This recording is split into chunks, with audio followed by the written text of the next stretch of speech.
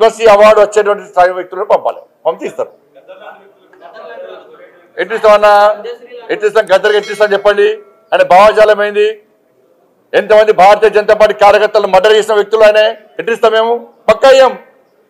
మా కార్యకర్తలను చంపితే మా కార్యకర్తలు చంపిన కార్యకర్తలను పాటలు పాడిన వ్యక్తి గద్దర్.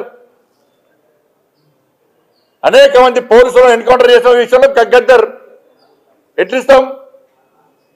మీరు వంశం వహిస్తాం ఏంటి అవార్డ్స్? భయపడే ప్రసక్తి లేదు, వెనుకపోయే ప్రసక్తి లేదు. వందల మంది భారతీయ జనతా పార్టీ కార్యకర్తలు నమ్మిన సిద్ధాంతం కోసం భారత్ మాతా కీ జై అని చెప్పి ఆందోళన చేస్తుంటే నక్సల్స్ భావజాలం గద్దర్ మా కార్యకర్తలు హత్య చేయించిండు. ఎన్ఐఏ ఎంక్వైరీ చేసింది గద్దర్ గారి మీద. అనేక మంది పోలీసులను ఎన్కౌంటర్ పేరుతో మర్డర్ చేసిండు. అటువంటి వ్యక్తిని ఏ విధంగా పంపుతారు ఇవాళ? ఇది ఈ రాష్ట్రము మరి పోయినసారి వచ్చినాయి, పొట్టుపడి వచ్చింది తెలంగాణకు. అప్పుడు ఏమన్నారు మరి? అప్పుడు ఈ రాష్ట్రము ఆ రాష్ట్రము, ఈ ప్రాంతము ఆ ప్రాంతము అని చెప్పి ఎటువంటి ఆలోచన ఉండదు.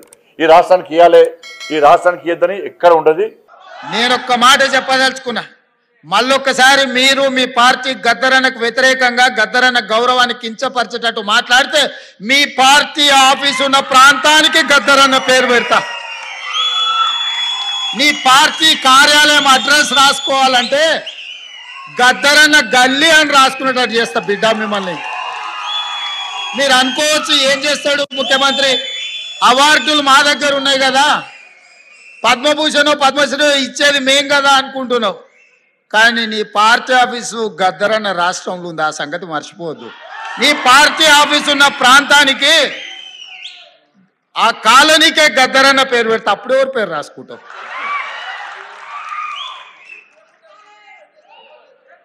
ప్రతిదానికి మా దగ్గర మందు ఉంది స్వామి.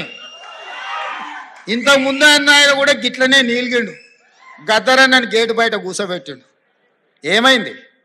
గేటు బయట కూర్చోబెట్టిన ఆయన లోపల ఉన్నాయన, గద్దె మీద కూర్చున్నాయన గొప్ప అనుకున్నాడు. కానీ చూస్తుంటేనే ఆయన గద్దె కూలింది, గేట్లు బద్దలైనాయి. గద్దరన్న వారసులు లోపలుండ్రు. గద్దరన్నని గేటు బయట కూర్చోబెట్టినోడు ఇవాళ గేటు దగ్గర కూర్చొని ఎవరన్నా వస్తారా అని వాళ్ళకరించడానికి ఎదురు చూస్తున్నాడు చకోర పక్షిలాగా. గాయనకే గంతగతి పడితే నీకెంత పడుతుంది స్వామి? నువ్వు అర్థం చేసుకో. నువ్వేమి ఇయ్యకు, నిన్ను ఇయ్యవని ఇంకా అడగను. నువ్వు ఇయ్యనందుకు నిరసన తెలుపుతా. ఎట్లయితే గద్దరన్నని గేటు బయట కూర్చోబెట్టినోనికి పట్టిన గతి ఉందో వచ్చే ఎన్నికల్లో నీకు గదే గతి పడుతుంది. ఓట్ల విప్లవం వస్తుంది, ఓట్ల విప్లవం వస్తుంది. గండ్ల నువ్వు కొట్టుకపోతావు. మేము గద్దరన్నకి ఇవ్వాల్సిన గౌరవం కేంద్ర ప్రభుత్వం నుంచి మేమే ఇప్పిస్తాం. రాహుల్ గాంధీతో మేమే మాట్లాడతాం. అడగం, సంతకం పెడతాం.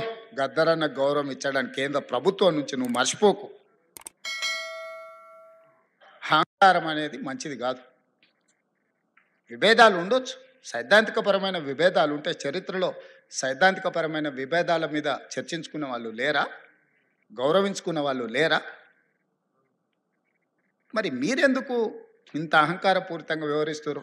అప్పుడప్పుడు మా పాశం యాదగిరి అన్నను మమ్మల్ని ఎడా పడా చెడా పడా తిడతానే ఉంటాడు. అంత మాత్రాన మా యాదగిరి అన్నను మేము వదులుకున్నామా? పెద్ద మనిషి అనుభవం ఉన్నాడు, ఎక్కడన్నా ఏదన్నా అటు ఇటు ఉంటే అంటాడు.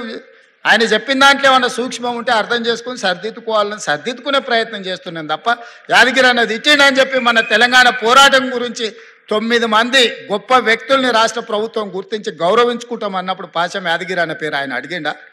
అడగలేదే. మా ప్రభుత్వము 9 మంది గొప్ప వ్యక్తులను తీసుకున్నాడు, వారిని కూడా అందులో చేర్చినాము. గోరెటి వెంకన్నను కూడా అందులో చేర్చినాము, జయరాజును కూడా చేసినాము, బండి యాదగిరిని చేసినాము.